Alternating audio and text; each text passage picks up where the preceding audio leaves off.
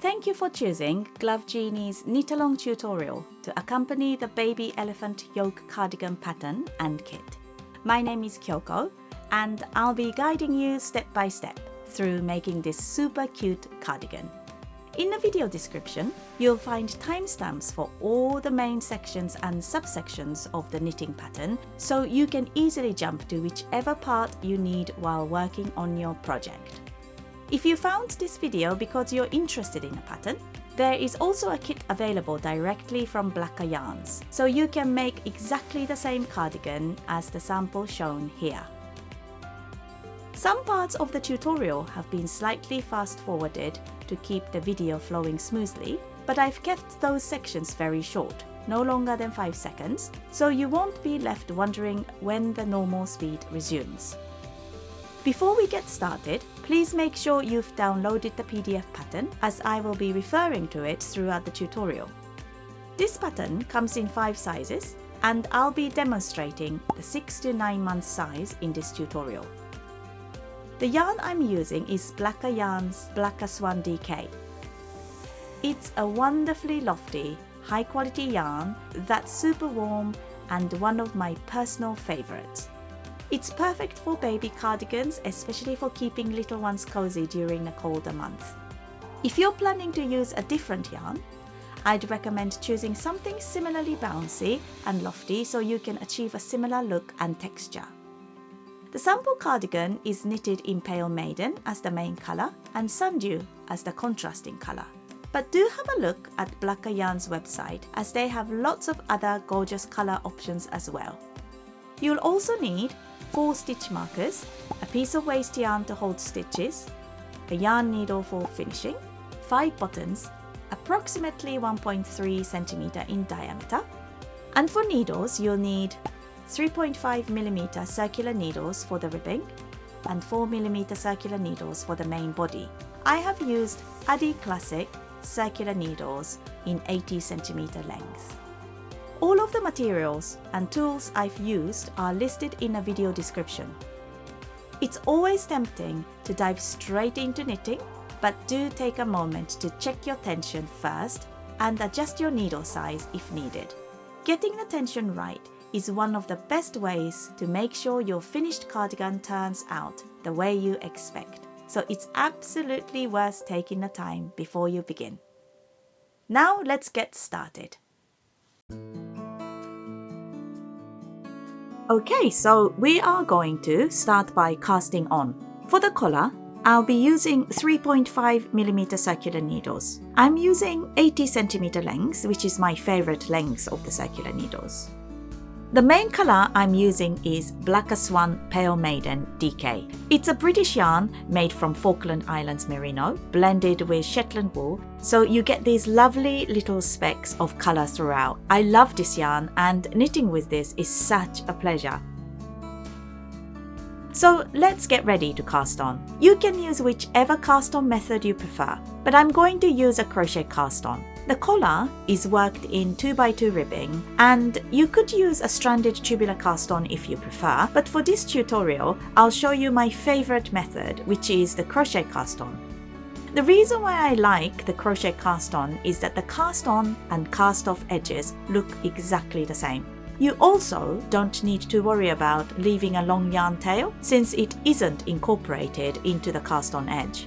It can also be used as a provisional cast on if you use a separate piece of wool to cast on with it. So it's a really versatile technique that's well worth knowing. To begin, make a slip knot and insert the crochet hook into that loop. Now place the knitting needle in front of the yarn like this, and then bring the hook in front of the yarn. Then pull through the loop like that. And that is stitch number 1. To make the second stitch, bring the yarn back and then repeat the same process. Bring the hook in front, pull it through,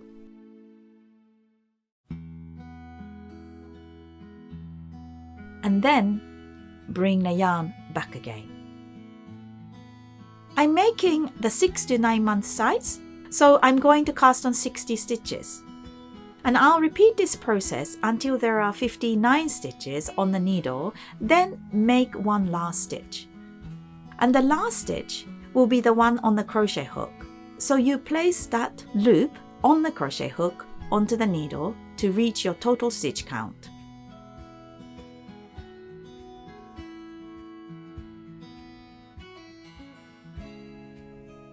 Okay, so I've now made 59 stitches, and for the final stitch, bring the yarn back again, and then place the stitch from the crochet hook onto the needle to make a total of 60 stitches. Now we're going to work in 2x2 ribbing, and since we are making the bottom band, I'm going to treat the first and the last stitches as selvage stitches. So I'll start by knitting 1, then knit 2, purl 2, and knit 2. And repeat this purl 2, knit 2 all the way across.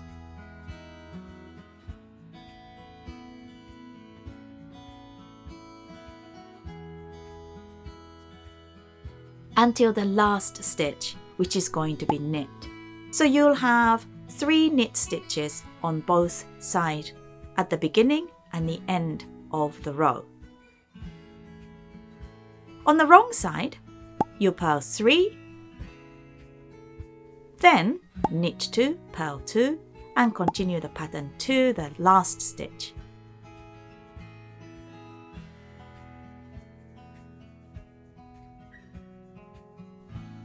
For the last stitch, purl 1, and then now we're going to repeat rows 1 and 2 until you reach your desired collar length.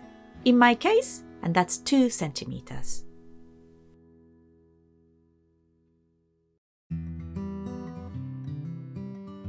I have knitted up to the correct collar height, which is 2 centimeters for my size. I finished on the right side row, so the next row will be a wrong side row, and I'm going to add a new color, which is sundew. And at the same time, I'm going to switch to a larger needle. Depending on your size, the instructions for the increase may vary slightly, so please do check your pattern. For my size, I'll start by purling 5 stitches.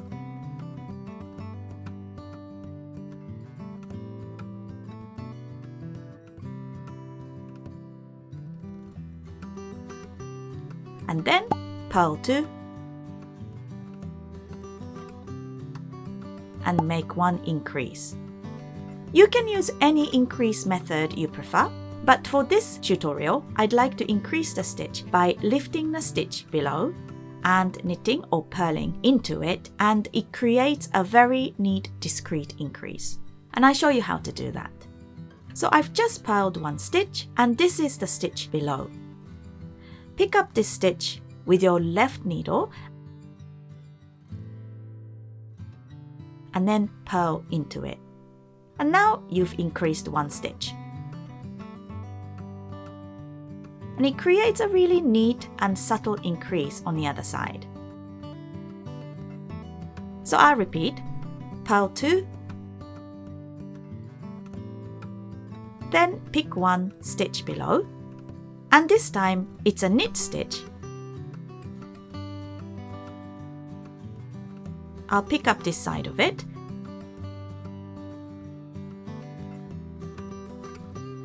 and then purl. And as you can see, the increase is very clean and discreet on this side. I'll continue doing this until I reach the last 5 stitches.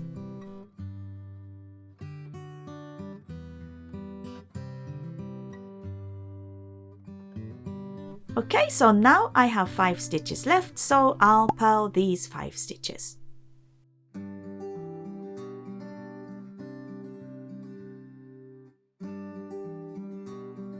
For now, I'm not going to cut the main yarn yet, because I'll be knitting a few rows in a contrasting color. In my case, that is 5 rows. before starting the color work. Since it's a short section, there's no need to cut the yarn. Now we're going to continue in stockinette stitch in a contrasting yarn for few rows. So for my size and 9 to 12 months, we'll be knitting 5 rows, which is an odd number. So we'll finish on the right side row. For the other sizes, you work an even number of rows, so you will finish on the wrong side row.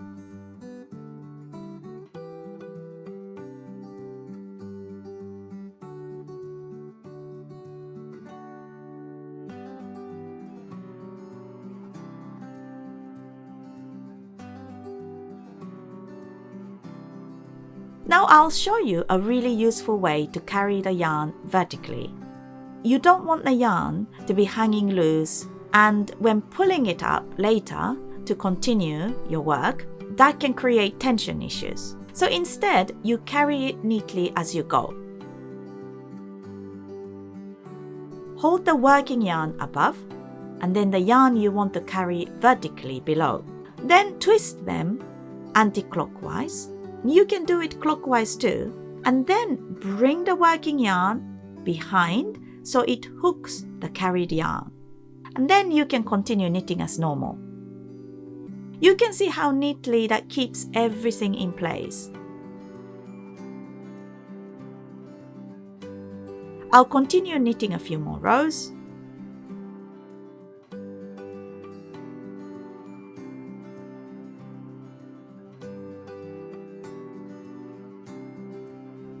So I've come to the point again to carry the yarn vertically, so I'll show you once more.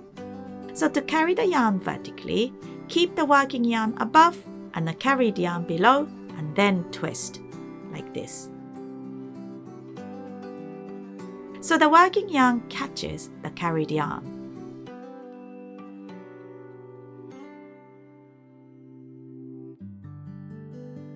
When you gently pull the yarn, you can see it's neatly tucked in.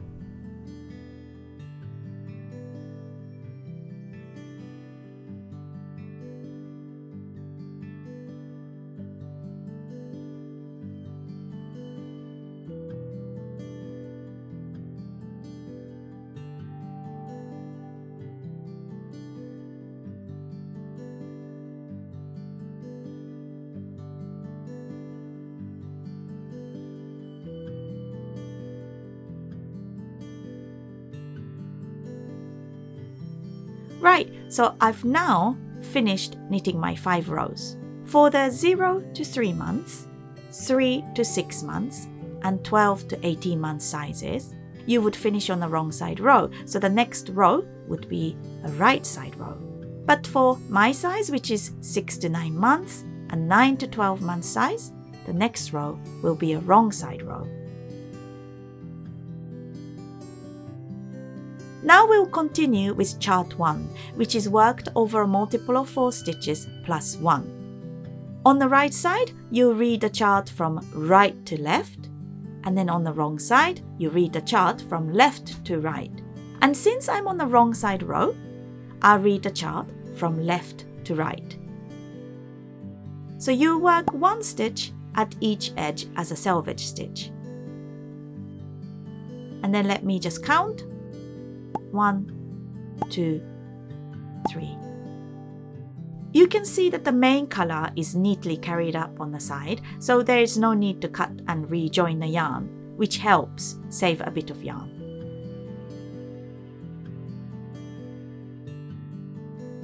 So I'll continue working across.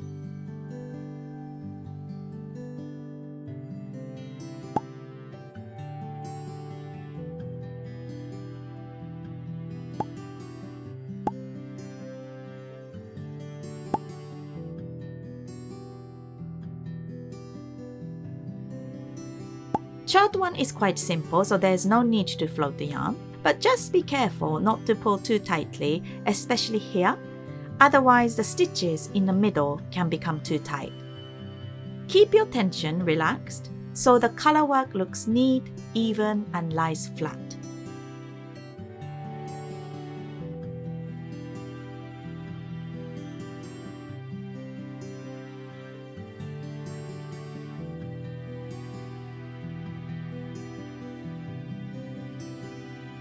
just keep going to make sure each stitch is even.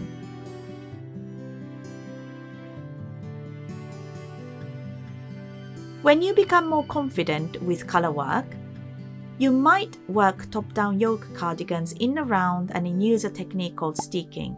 But for this project, I kept the color work simple without needing to stick.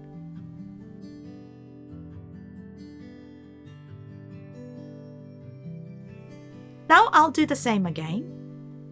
Working the yarn on top, carry yarn below, twist anti-clockwise, then bring it across like that.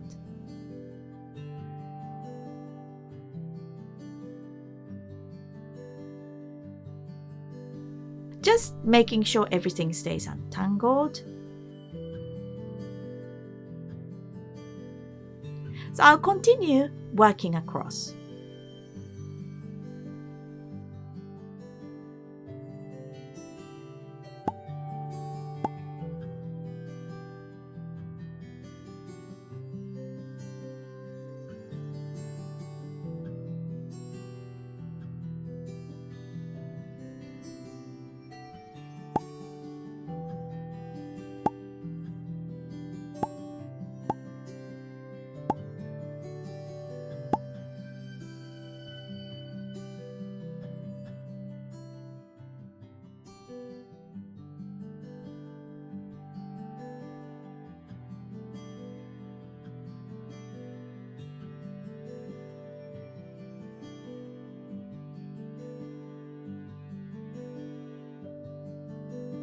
And now I'll repeat the same step.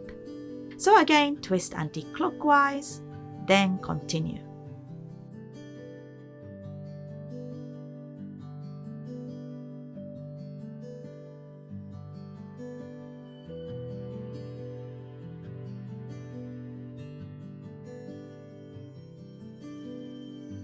Okay, so that's the first section of the chart done. For my size, I ended on the wrong side row, so the next row would be a right side row.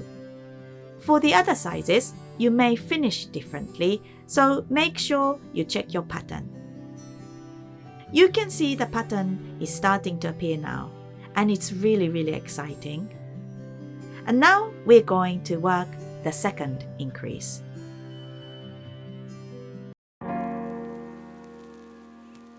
We're now ready to do the second increase. Whether the increase row is working on the right side or the wrong side depends on your size you're working. I'm working on the 6 to 9 month size, so my increase row is on the right side. If you're making 0 to 3 months, 3 to 6 months, or 9 to 12 months size, the increase will be worked on the wrong side row. I'm working on the 6 to 9 month size, and so my increase row is on the right side, and so is the size 12 to 18 months. So please refer to your pattern. For this size, I'll start by knitting 2, then make 1. To make 1, we'll use the same increase method as before. So lift the stitch below, and then the stitch directly beneath the one that you've just knitted. Knit or purl into it if you're working on the wrong side. And that gives you a neat increase. And then knit 4 stitches. So repeat this sequence 20 times in total.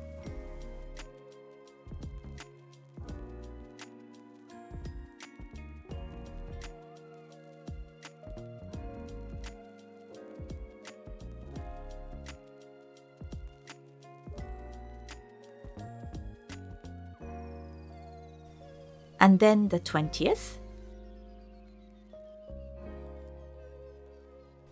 And then the final increase, the 21st increase.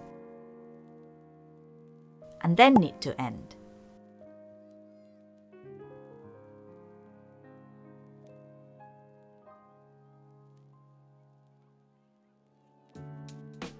Now we're going to work chart B, which is worked over a multiple of 13 stitches plus 2 across 10 rows. I'm starting the first row of the chart, which is a plain knitting row, so I'll purl across this row. If you're making the 0 to 3 months, 3 to 6 months, or 9 to 12 month sizes, you will work this first row as a knit row instead. Next, we'll work the second row of the elephant motif. I'll be joining a contrasting yarn at this point, so I will actually cut the previous contrasting yarn here because it ended on the opposite side. And since I'm joining the new color on this side, and especially if you're using a kit, it's important to save yarn wherever possible. When joining the yarn, you'll notice that the contrasting color doesn't start right at the beginning of the row. And if you're on the right side, the contrasting yarn starts on the 5th stitch. If you're on the wrong side, it doesn't start until the 8th stitch. So to manage this, place the contrasting yarn on top with the tail on the left hand side and then hook it like this.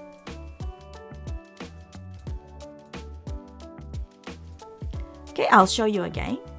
Bring the yarn in front of the working yarn, the end facing to the left, and then hook it in place.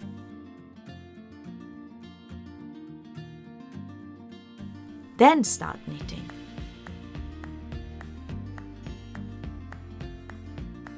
This way, the contrasting yarn is already secured at the edge of the row, rather than starting in the middle of the row. And now we begin the elephant motif.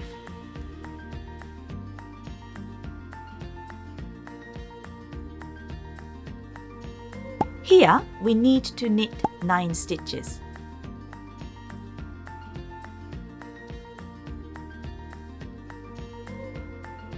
But if you simply carry the yarn across all 9 stitches, you create a long float at the back with a big gap. And that long float can snag or hang when you wear it, so we want to avoid that.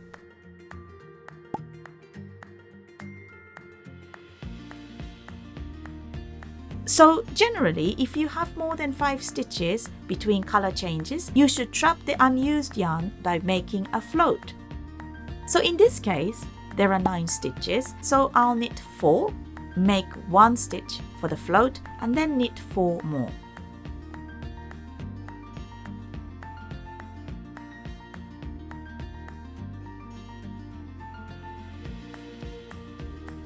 To make a float, insert the needle as if to knit.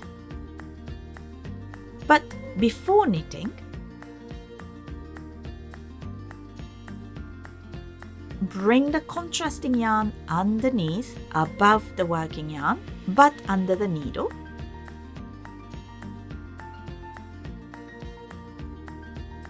Then knit with the main yarn and bring the contrasting yarn back.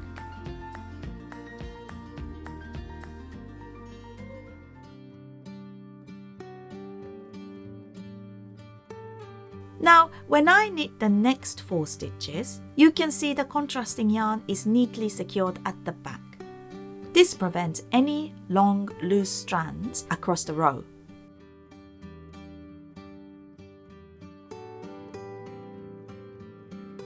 I'll show you again.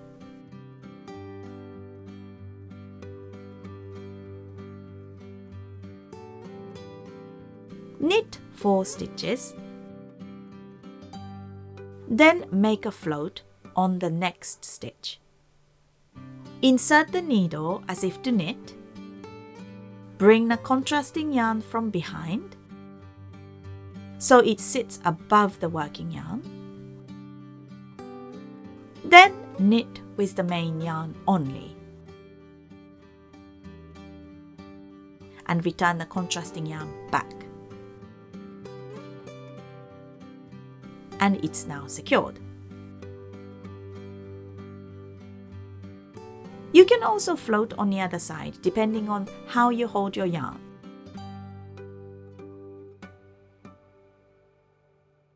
So for example, if you hold the contrasting yarn on the left and working yarn on the right, you may find that more comfortable.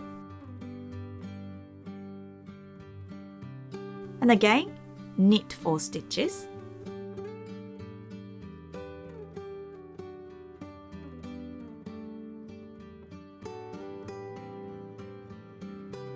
then make a float. And to do that, insert the needle as if to knit. Bring in a contrasting yarn between the needles, like that. And then knit just with the main yarn, which is on the right.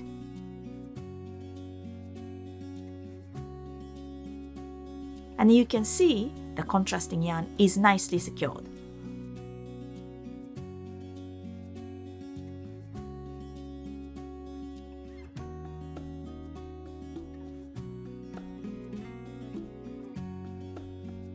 One thing to watch with float is that you can sometimes see the contrasting yarn slightly on the right side.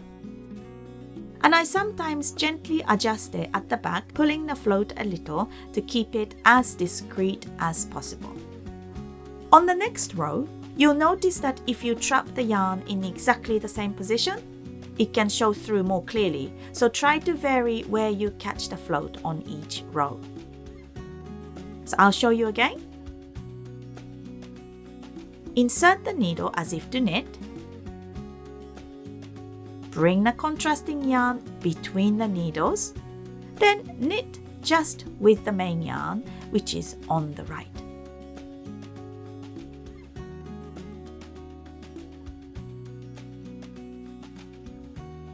If you knit continental style like I do, it's often faster to knit the main color in your left hand, especially when it's used more frequently. In this case, the main color is used more often, so I keep the main color on my left. Always keep your tension even, not too tight and not too loose.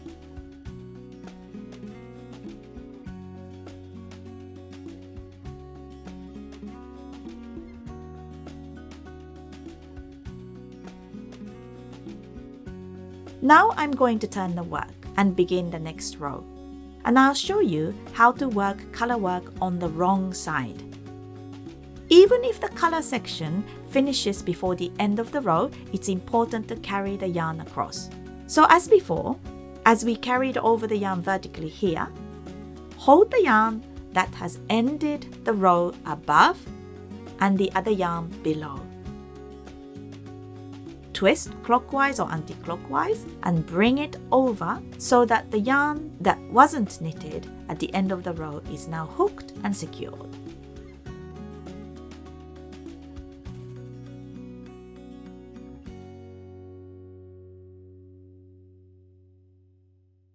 Now we read the chart from left to right on the wrong side. Again, if there are more than 5 stitches between the color changes, we'll make floats. So this is the way I work the float on the wrong side of the work. And I think there are lots of ways of doing it. So as you practice, you'll find the best way for yourself. To float on the wrong side, insert the needle purlwise. Bring the contrasting yarn forward, but above the main yarn.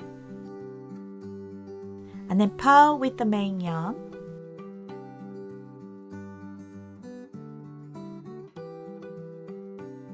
Then return the contrasting yarn, keeping above the main yarn. You can see it's neatly tucked.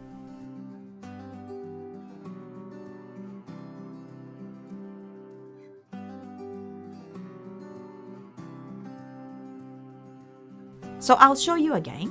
Between the color sections, there are 7 stitches. So I would usually make a float after the 3rd stitch, but you may notice that I've already placed a float in that position on the previous row.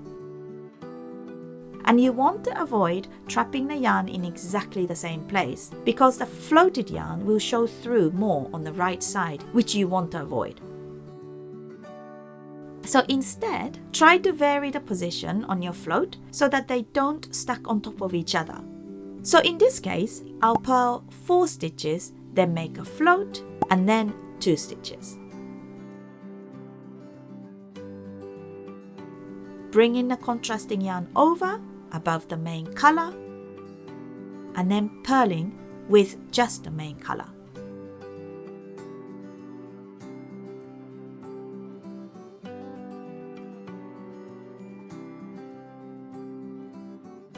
If you're holding your yarn differently, so for example, with the contrasting yarn on the left and the main yarn on the right, the same principle applies. So I'll purl 4 stitches, then make a float.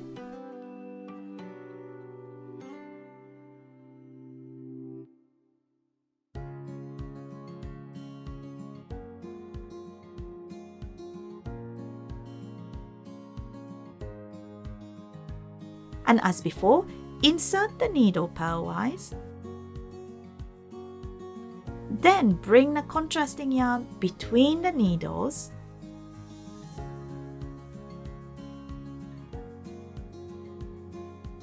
Then purl using only the main yarn. So this traps the contrasting yarn neatly at the back.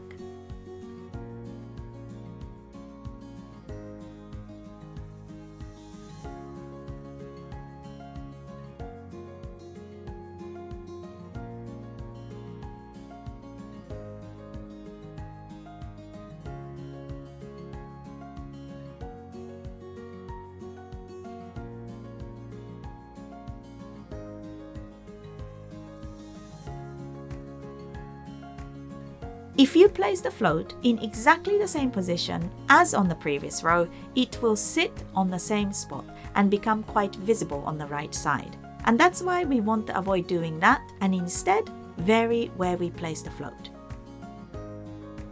So I'll show you again.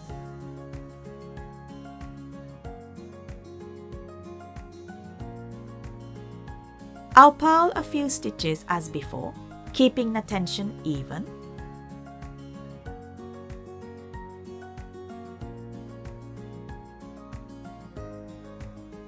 Then insert the needle purlwise.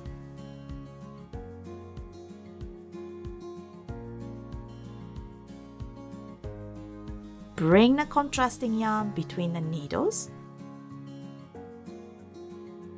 And then purl with the main yarn color only. And that's it. Then continue working across the row as normal.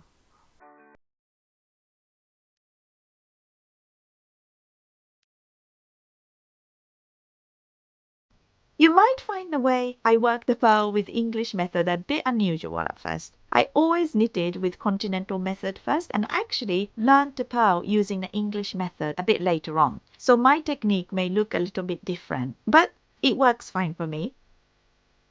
The most important thing is to keep your stitches even for a neat, professional finish. This is going to be worn by a happy baby, so you want it to look really lovely, whether you're making it for your own baby, or grandchild, or a friend's baby.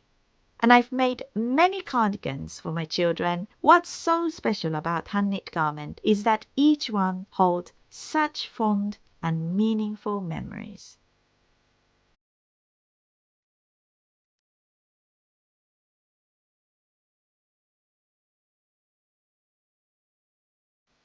Here, you just repeat the same step to hook the yarn, and you don't need to make a float in this section, so there's nothing to worry about. So just continue working like this until the end of chart B.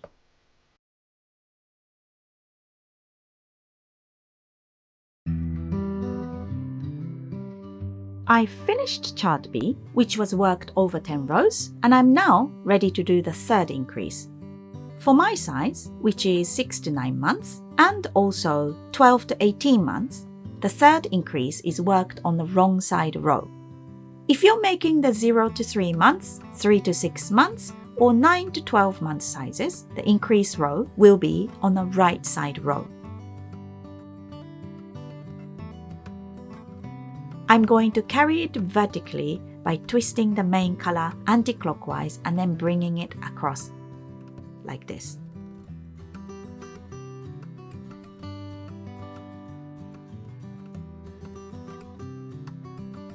Now I'll work the increase as set out in a pattern. For the increase, I'll use the same method as before, picking up the stitch from below.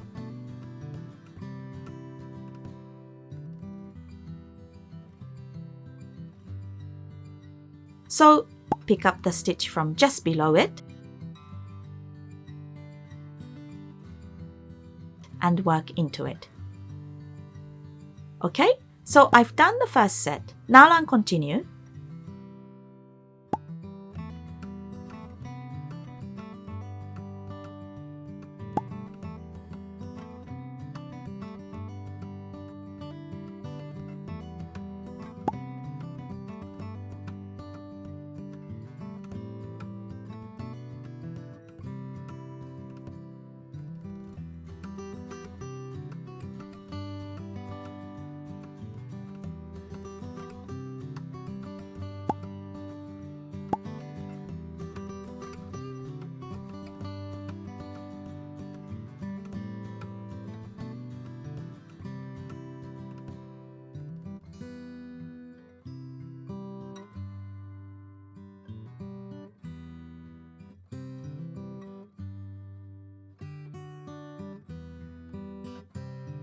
So now I'll begin chart C.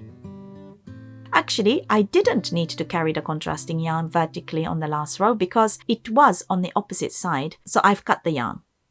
As before, when joining the new yarn, and since the contrasting color doesn't start on the first stitch, it's important to join it at the very beginning of the row. So I'll hook the contrasting yarn in place like this, then start knitting.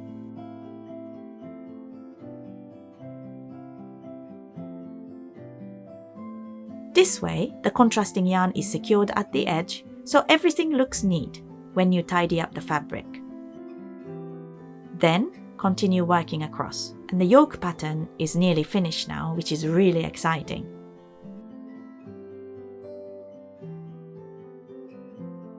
Okay, I'm going to turn the work.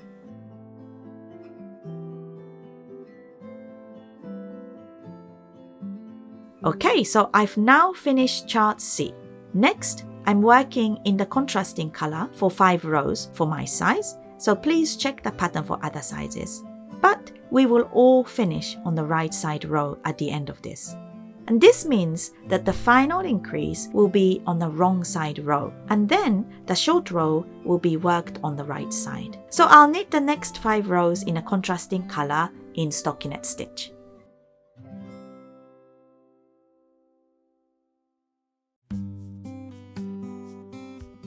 Right, so we are going to work the final increase for the yoke. For all sizes, you should be on a wrong side row for this last increase. You do exactly the same as before, so do please refer to the instructions. For my size, I'll purl 8 stitches.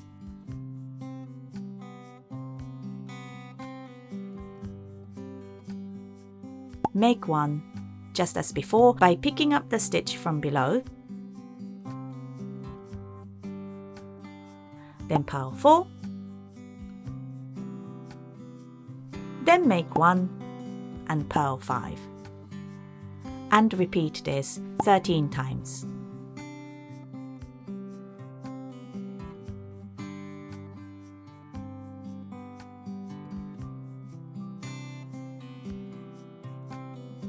Then work the final increase.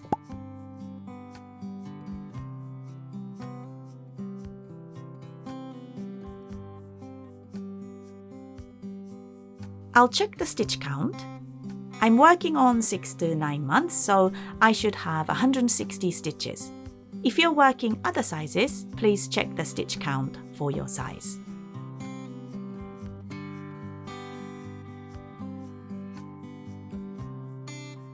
Okay, perfect. Now we're going to move on to the short rows for the back. So now I finished the increases and the yoke is looking really good. Just to check the height of the yoke, mine is 10 cm, which is correct. Now we're going to divide the front, sleeves and back using stitch markers. And then before we start working the body part, we'll add a few rows using short row technique at the back. We do this because when you finish the cardigan and place the cardigan together like this, it gives a little extra height, so the cardigan sits nicely when the baby is wearing it. We'll increase this extra height using wrap and turn short rows.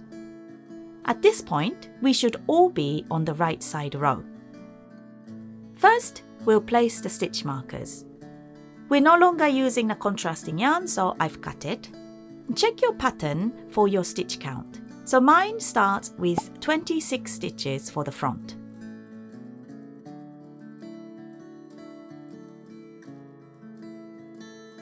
So that's the front section, and I'll place a marker.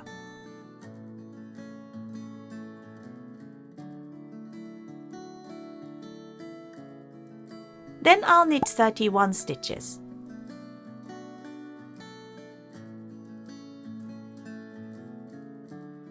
Place a marker.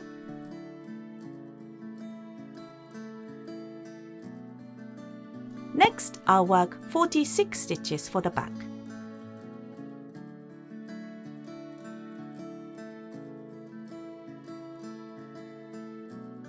And then I place the third marker.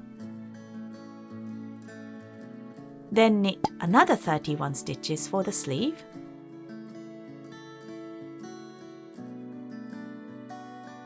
And place the fourth marker. So now, the rest of the stitches, you should have the same number of remaining stitches from the beginning of the row to the first marker. So mine is 26 stitches, which matches the same. So this brings back to the front section.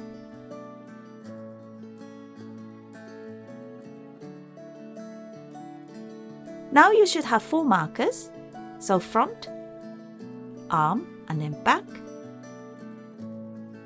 And now we'll work the next row, which is the wrong side row. We'll begin short row shaping across the middle section to add extra height to the back. Now we're going to add a few extra rows at the back using wrap and turn short rows. So we're going to purl 3 stitches before the third marker.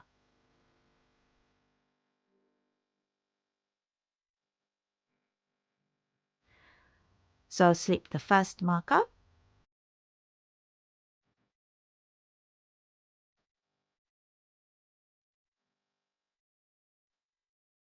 And slip the second marker.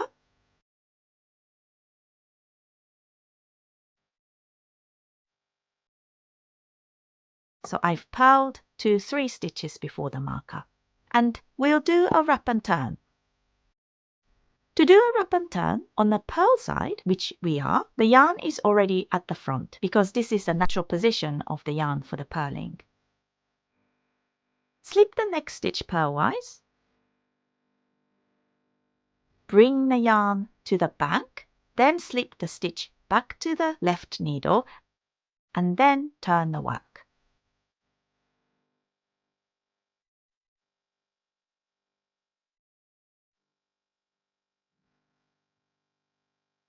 And that stitch is now wrapped at the base of it, and this is called the wrapped stitch. Now knit 3 stitches before the marker.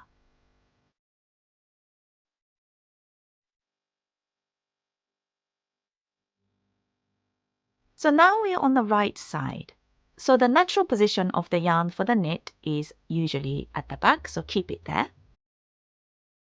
Slip the stitch to the right needle. Bring the yarn to the front. Slip the stitch back to the left needle, and then turn. And now that stitch is wrapped. We'll work a deferred short row. This means that we continue creating the short rows first and then pick up and work the wraps later, all in one pass rather than dealing with them as you go. So for this step, purl 3 stitches before the wrapped stitch.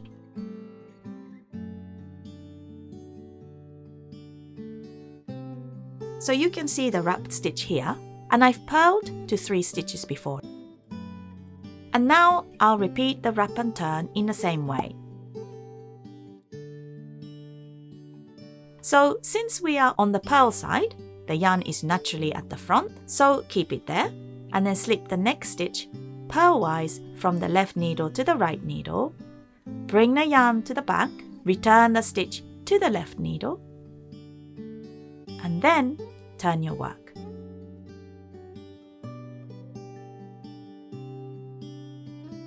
Now we have 2 wrapped stitches, one here, and then the second one here. Now knit to 3 stitches before the next wrapped stitch.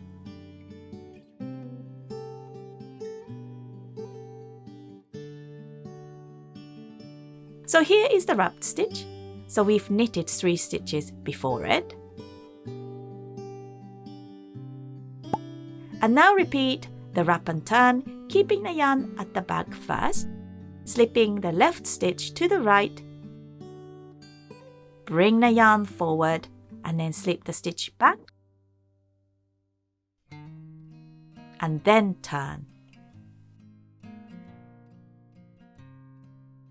Now we're going to purl all the way to the end of the row.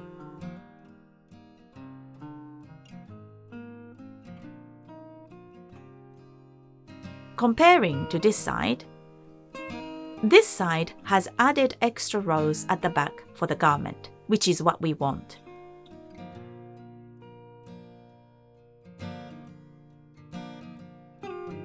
And as you purl back, when you reach a wrapped stitch, you'll need to pick up the wrap. So I'll show you how to do that.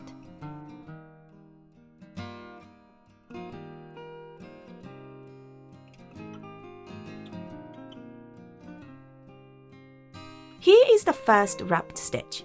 On the wrong side, use your left needle to lift the wrap from above and then purl it together with the stitch. So this is the wrapped stitch, and the wrap sits around this base of the stitch. On the wrong side, you'll need to lift the wrap using your left needle from the above and then purl it together with the stitch. So now the wrap is hidden neatly on the wrong side. And this keeps the fabric tidy because you don't want the wrap showing on the front. Repeat the same. So this is the wrapped stitch. We need to lift this wrap.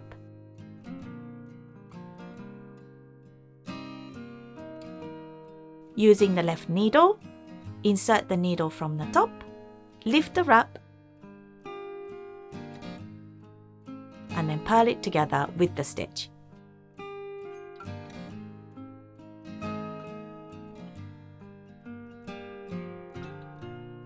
And then continue purling across, slipping all markers as you go to the end of the row.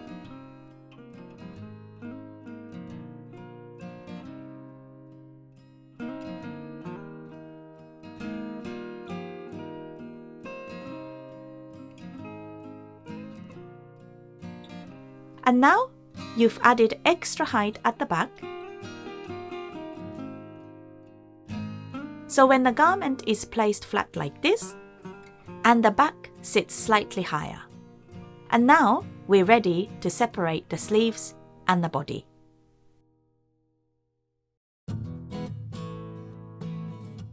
Now we are going to separate the sleeves and the body. Knit to the first marker, and this is the left front.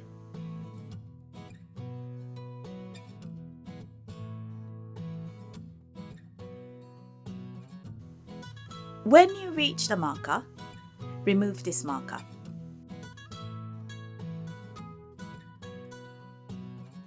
Then place all stitches up to the next marker onto a separate piece of yarn.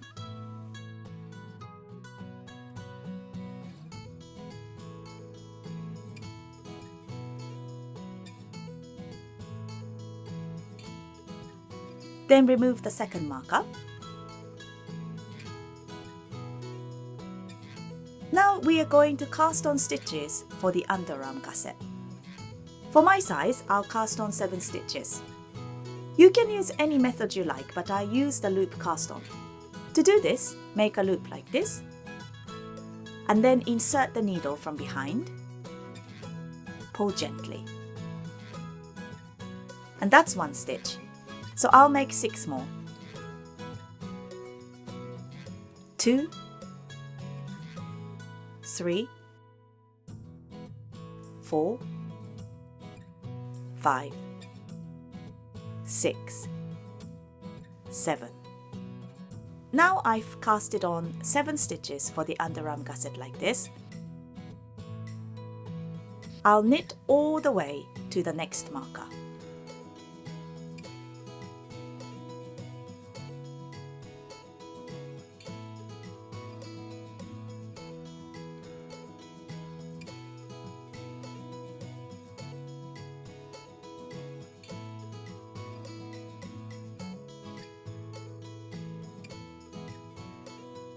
Here you'll encounter a wrapped stitch. To tidy the wrap on the right side, lift the wrap using your right needle. Instead of lifting it with the left needle as we did on the wrong side, scoop it from below with the right needle and knit together with the stitch.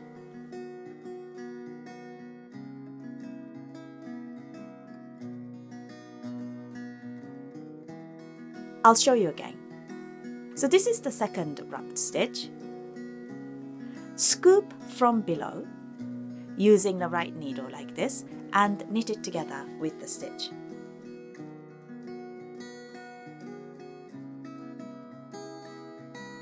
You can see the wrap is neatly tucked at the back of the work.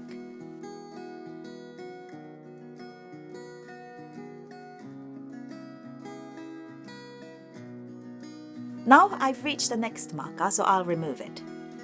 Then place the stitches up to the following marker onto the waste yarn again.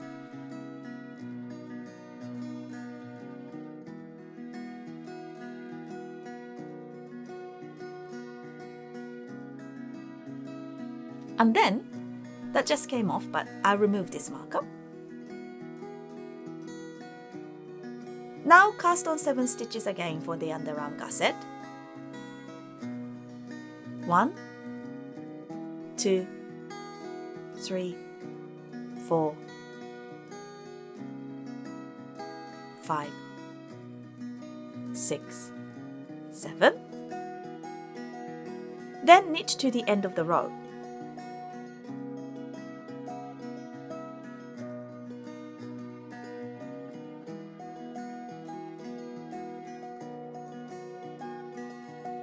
It's a bit difficult to show because it hasn't been blocked yet, but you can see that the sleeves and the body are now separated. On the next row, we'll place 2 markers at the center of the underarm gusset to indicate where the front and the back begin. And this allows us to add a few stitches on either side of the markers to create a gentle shape in a cardigan. For my size, I will first purl 26 stitches.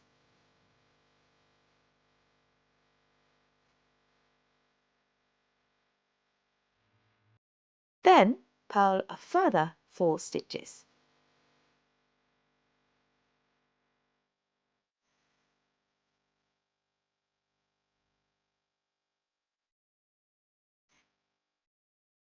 And that reaches to the first center of the underarm gusset.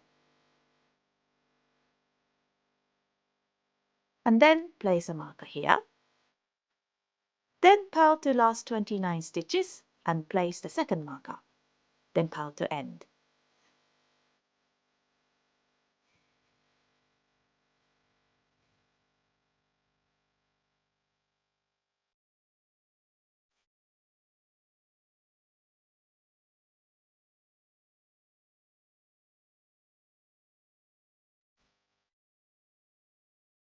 Facing the right side row and counting from the right, you will now have 29 stitches for the left front, then mark up, 53 stitches for the back, then mark up, and then 30 stitches for the right front. The stitch immediately after each marker indicate the center of the underarm. Now I continue working the body and increase the width as set out in the pattern.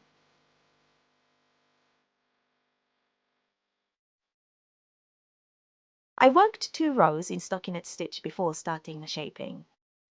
This gives a stable base for picking up the stitches from the row below, as it can be quite tricky immediately after the loop cast on. Also, since this is close to the underarm, doing a shaping immediately won't be very noticeable. I'd like to slightly shape the body, especially for babies. If the cardigan flares a little bit and not too much, it's more comfortable when they're sitting. Now I'll knit to the marker.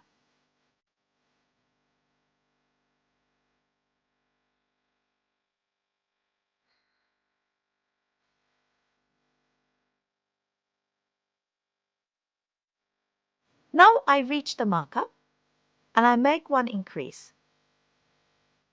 The stitch just after the marker is the underarm seam.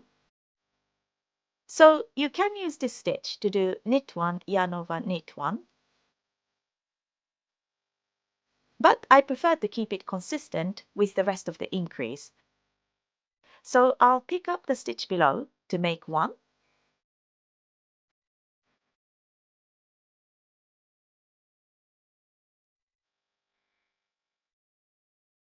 And then slip the marker, knit 1, and this is the center stitch.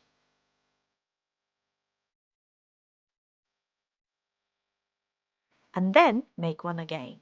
But this time, instead of picking a stitch straight below the one that I knitted, I'll pick up the stitch from the other side. So it mirrors the first increase.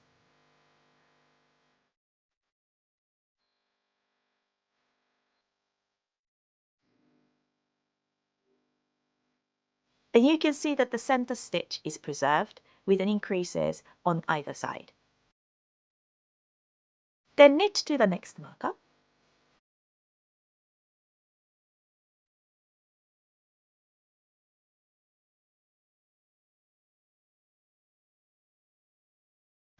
At the marker, make 1 by picking up the stitch below.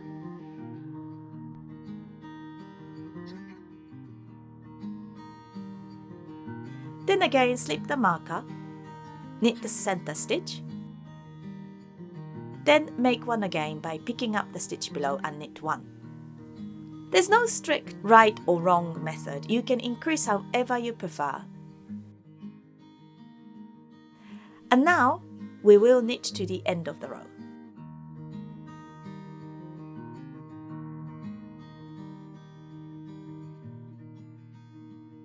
Continue knitting and repeating the increases as set out in a pattern until you reach the required stitch count.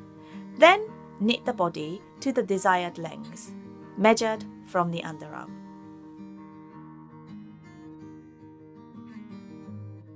Now I finished knitting the body to the required length, and for my size, that's 14 centimeter. I finished on the wrong side row. Now I'm ready to begin the ribbing. The ribbing is the same as the collar, and I'll switch to a smaller needle. Knit 3 to start, because the first and the last stitches are the selvage stitches for the bottom band. And then work purl 2, knit 2 to the last stitch, and finish with knit 1.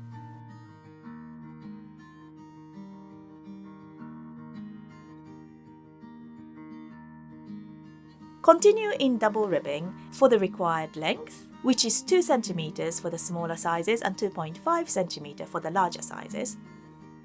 At this point, you no longer need the marker, so let's go ahead and remove that.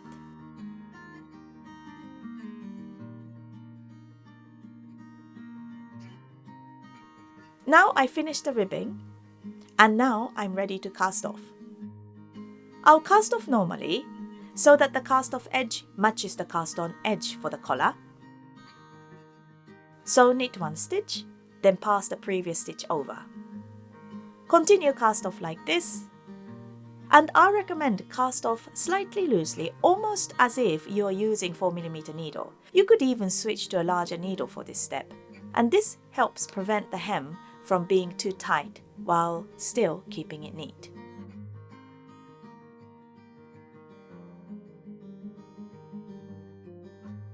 Every now and then, I'll just check the tension looks good.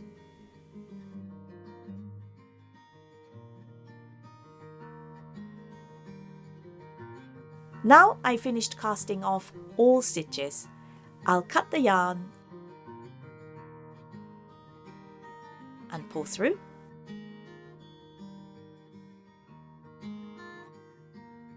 So now most of the cardigan is complete. Next, we'll move on to the sleeves. Now we're going to work the sleeves. First, transfer all stitches that are resting on the waste yarn back onto your larger needles. Let's go ahead and do that.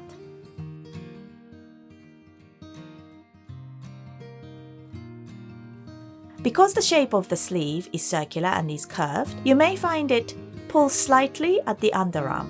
And if that happens, just pull the needle through halfway and then continue placing the stitches back onto the needle.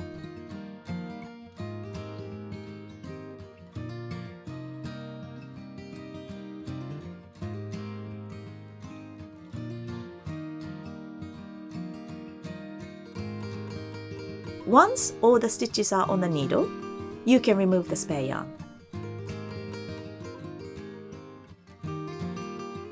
Next, we're going to pick up stitches along the underarm gusset. If you refer to the pattern for your size, so for 0 to 3 months and 3 to 6 months, you'll have casted on 5 stitches. And for 6 to 9 months and above, you would have casted on 7 stitches. We're going to pick up the same number of stitches that you casted on. And in the center, we'll place a stitch marker, which marks the beginning of the round. It may help to turn the work upside down like this so you can clearly see where to pick up the stitches. So for this size, 1, 2, 3, 4, 5, 6, 7, we'll pick up stitches along here. I'll join the yarn, leaving a tail end like this, and because later, you can use this tail to close any small gaps at the underarm. 1,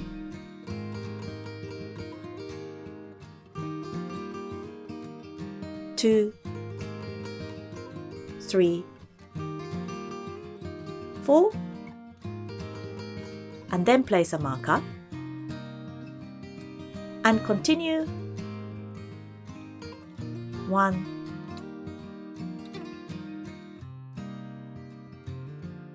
2, 3. So in total, I have the same number of the underarm gusset stitches that I casted on. And now, join the work in the round using the magic loop method. And this marker indicates the beginning of the round. So in a way, we're already on the next round.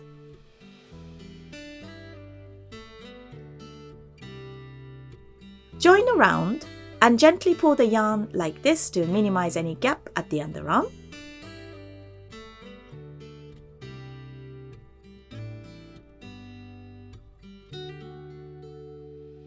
And I seem to have dropped the stitch here, so I'll just rescue that and pick it up.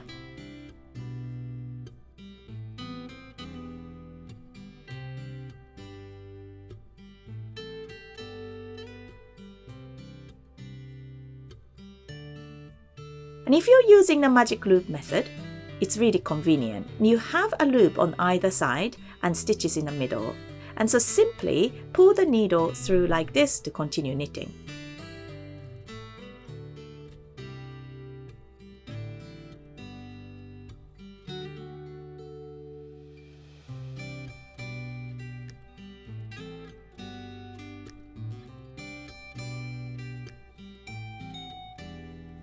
So this is where I started picking up the underarm stitches.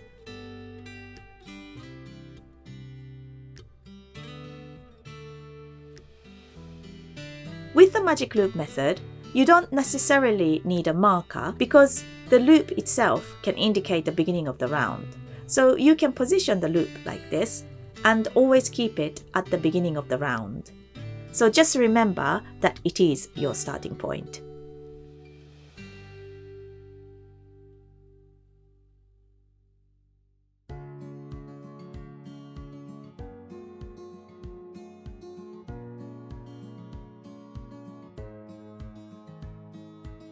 Continue working the sleeve in a round until you reach the desired length. If you're not using magic loop, then you can use double pointed needles. Or if you prefer, Adi Crazy Trio needles.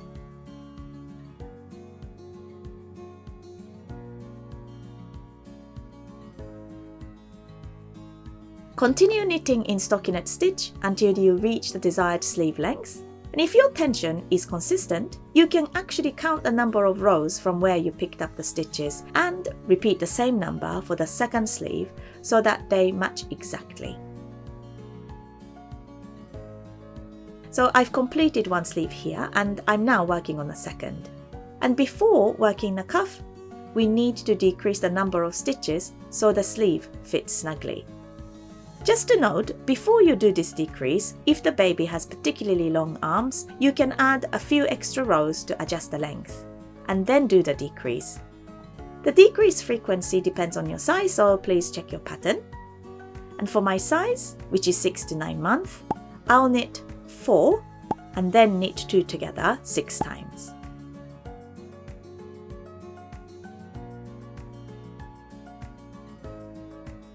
And this gives me 32 stitches. All sizes should end with a multiple of 4 stitches because we are working on 2x2 rib. Now switch to smaller needles and work in 2x2 ribbing for the cuff, which is 2 cm for my size.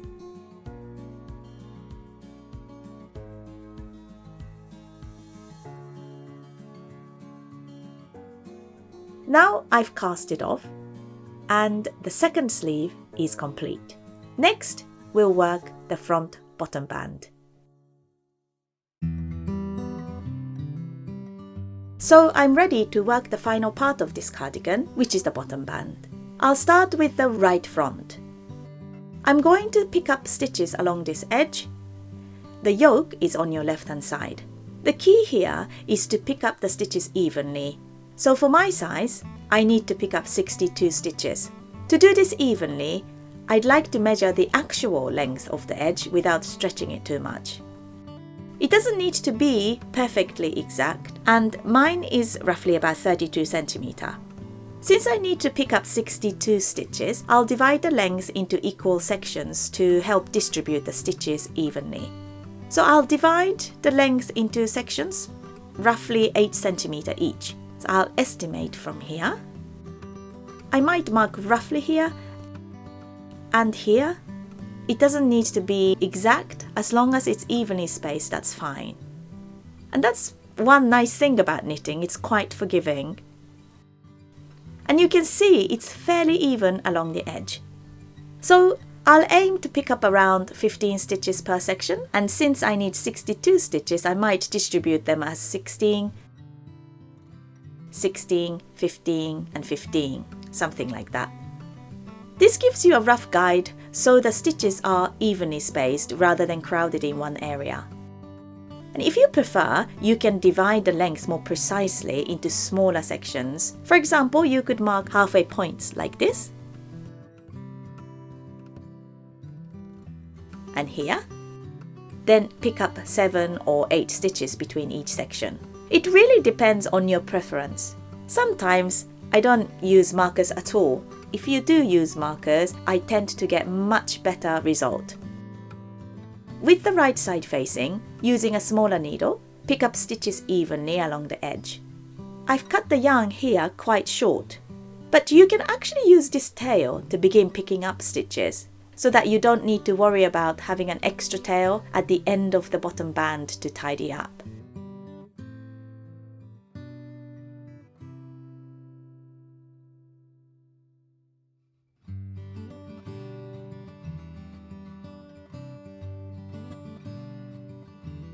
Then I'll join a new yarn so that the yarn tail ends on the wrong side rather than at the corner.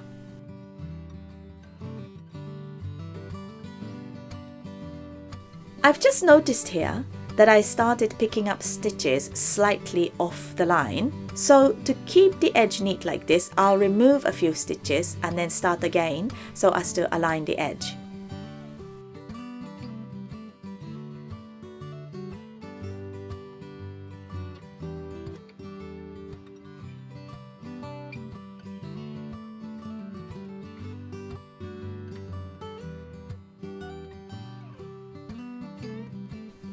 Now I've picked up all the stitches. You can see they sit neatly along the selvage edge. Next, I'll work in 2x2 ribbing, half of the height of your ribbing, which is 1 centimeter for my size, but for other sizes, please check your pattern. Currently, I'm on the wrong side, so I'll work purl 2, knit 2 across the row.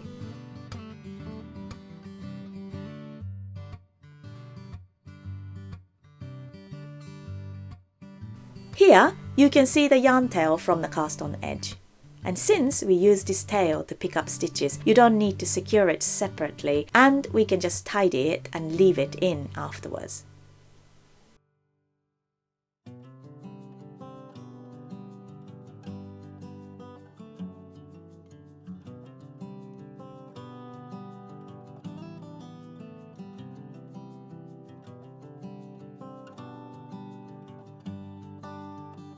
Now I'm on the right side and I'm going to make the buttonholes. Since the buttonholes are on the right front, this would traditionally be for a boy's cardigan. For a girl's cardigan, the buttonholes would be on the left front. Work 4 stitches in rib.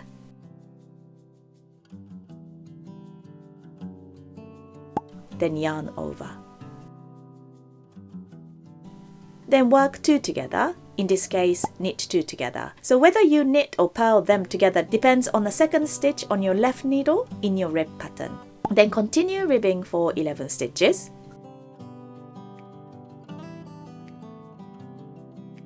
Then yarn over again.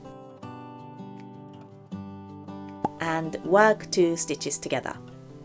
So in this case, the second stitch on the left needle is purl. So I'll do purl 2 together.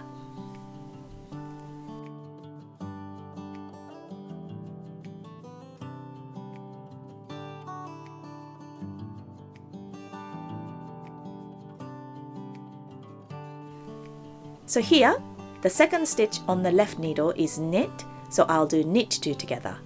Then repeat. Rib 11 stitches.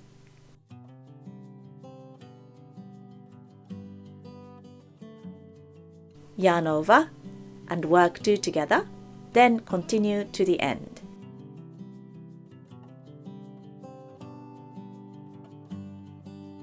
You can see that we have now created 5 evenly spaced buttonholes.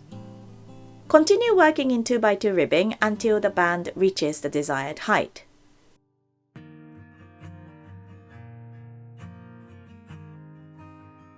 And when working the next row, simply follow the rib pattern, working into the yarn overs as stitches.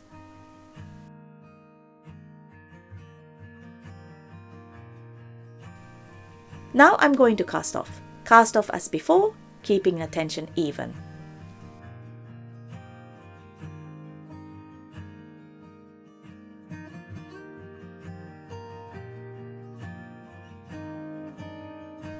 Now the bottom band is complete and looking really good. I'll repeat the same process on the other side. Since this side already has buttonholes, the other side will be worked straight without them. If you want both sides to match exactly, count the number of rows and repeat the same number of rows on the other side. Right, now I've finished the left front band and the cardigan is almost complete. It's looking really cute. Before attaching the buttons, I'd like to tidy up all the yarn end on the inside first. Then I block the garment, and only after that I sew on the buttons. The reason why I prefer to block the garment before attaching the buttons is so that I can fully adjust the shape. This is partly a personal preference, especially with 2x2 ribbing. It's not too crucial, but I still like to do it this way. And you can attach the buttons directly in line with the buttonholes. And with 2x2 ribbing, it usually works quite well. But if you're working with a finer rib like 1x1 ribbing, it can be more difficult to judge the exact placement just by counting stitches. So blocking helps to ensure that both sides of the bottom band sit evenly and that the ribbing relaxes into the correct shape before you fix the buttons in place. I'm going to finish the cardigan now, and I just want to show you, for example, this underarm section here, the tension is a little loose. So you can adjust the tension slightly by gently easing the stitches into place until it sits nicely. That looks much better now. If you remember, we deliberately left the yarn tail here so that we can weave it in and out. Make sure that it mimics the knitted fabric and close any gaps neatly. So this technique is very similar to finishing glove fingers, which I do quite often. And the trick is to not to make it too tight, but the tension should be exactly the same as your knitted tension. So make sure you follow the path of the knitted stitches as naturally as possible. It doesn't need to be absolutely precise, just make sure you don't pull it too tightly.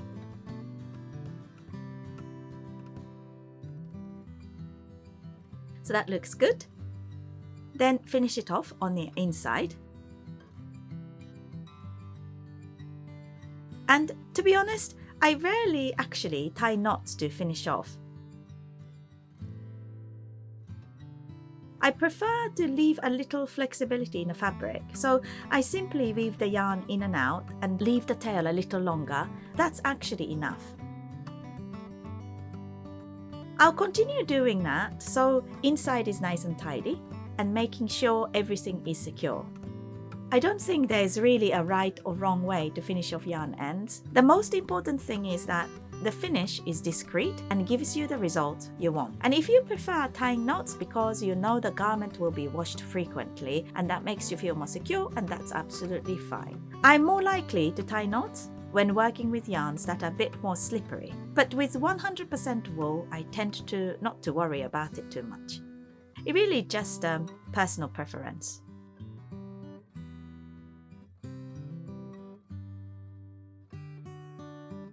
For example here, I've joined two yarns and I might tie this one, just one, simply to keep it secure without creating too much bulk.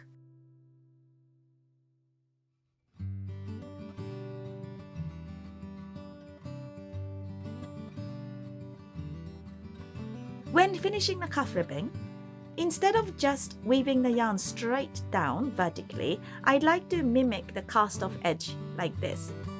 So insert the needle here.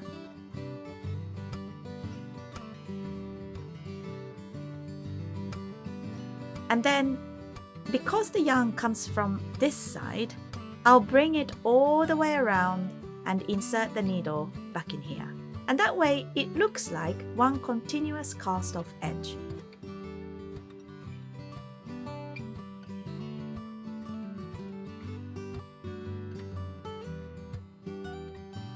Then I'll simply thread the yarn in without pulling it too much.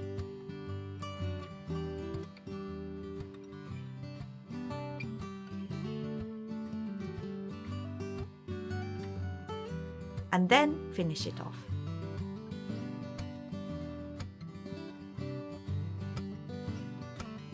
Right, I've now finished tidying all the yarn ends for the cardigan, and so I'm ready to block it.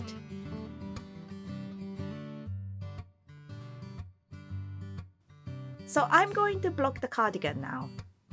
There's no single correct way to block the garment, but I personally prefer using a steam iron. I don't press the fabric directly because that would flatten the knitting too much, but instead I start with a gentle amount of steam. Then I just make sure the fabric is sitting in the right shape. I don't overdo it at first because I want to see how the garment responds. For example, this section here is a little bumpy because of the increases and the colorwork pattern. So I gently steam it to help it sit flatter, but not too flat. And you want to work gradually until you get the finish you like.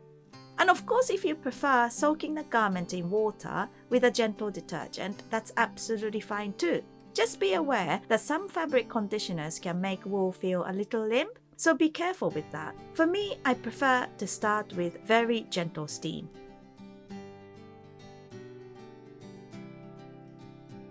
If you have an iron that gives a constant burst of steam, that's ideal. Unfortunately, mine broke, so I'm using a simpler one at the moment. You can already see this section is looking much nicer, so I'll continue until I achieve the finish I want. And if you have your own preferred method, please use whatever works best for you. Now I'm at the final part of the cardigan.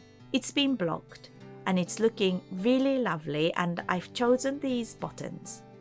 I'll link the exact buttons I used in the description, so if you're in the UK you can get the same one.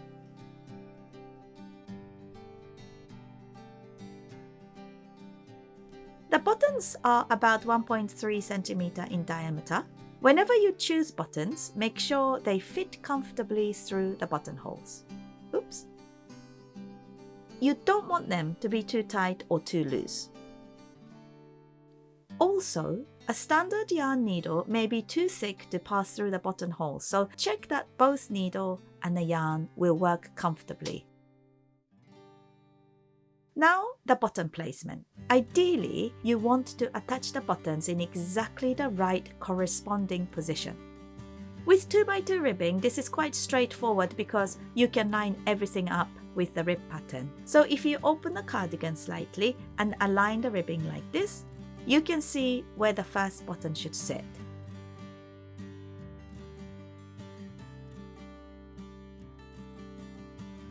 I personally like sewing buttons on in a crisscross pattern, but that's entirely up to you.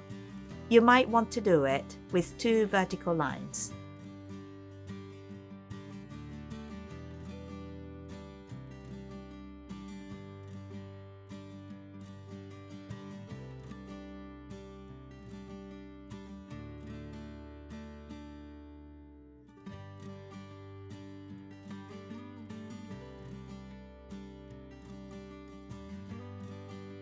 You can build up a little extra height behind the button by wrapping the yarn around once or twice quite firmly. And this helps the button stand slightly higher so the fabric sits more neatly underneath instead of pulling. I'll repeat that for the other buttons.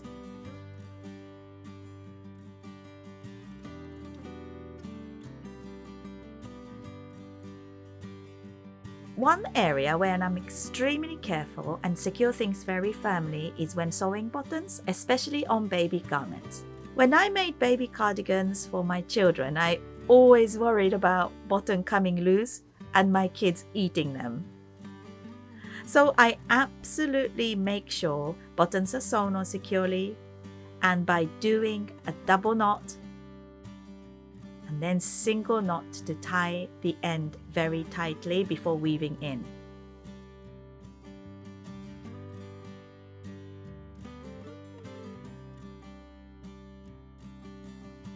So when I tidy up the yarn end, you can finish these however you prefer, but I tend to weave the yarn in towards the seam and then, without pulling tightly, weave in and out along the seam so it stays discreet,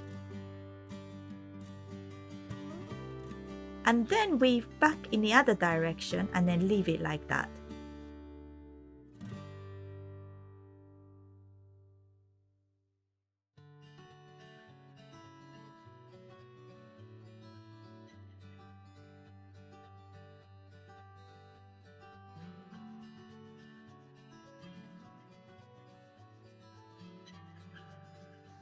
And here it is, our finished elephant cardigan.